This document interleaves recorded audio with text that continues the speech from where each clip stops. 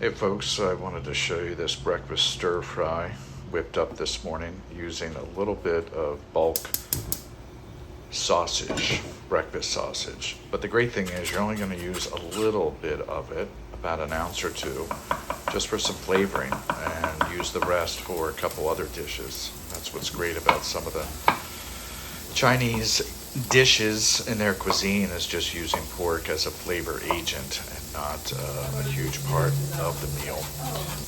The way I'm going to make this Chinese breakfast sausage is by adding minced garlic and ginger to the sausage just for the last, say, 30 seconds or so that it's cooking, just so the sausage infuses with those two great flavors here. I'm going to take it out of the pan.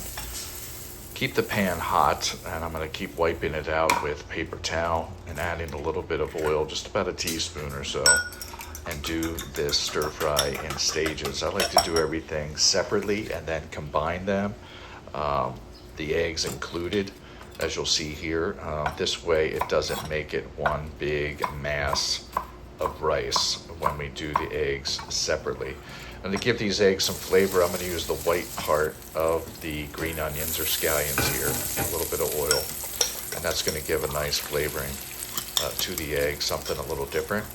And we just scoop around it, let raw egg flow underneath so it cooks fairly quickly, and then I'm just going to chop it up into little pieces here and also put that to the side. So now we're actually going to start the stir fry here. Hot pan, a little bit of oil, and now this leftover rice that was from last night's dinner. While the rice is heating up, I'm chopping up the green part of the scallions. It will be a nice garnish at the end and add a little color and flavor to the end product here. So when the rice is hot, we're going to add our Chinese sausage back in, as well as our scrambled eggs. I'm going to break up this rice here. And then soy sauce will go in here. If you notice, I haven't added any salt to this point. And so I'm going to add salt with the soy sauce here. And I can always adjust that if I want. We're going to keep breaking this up, just making sure it's really well mixed. Again, stir fry. And this was good for about 2 portions here. Use the green onion part as our nice garnish here. Serve with some chopsticks and some extra soy sauce. It was really, really flavorful breakfast. I hope you can give it a try.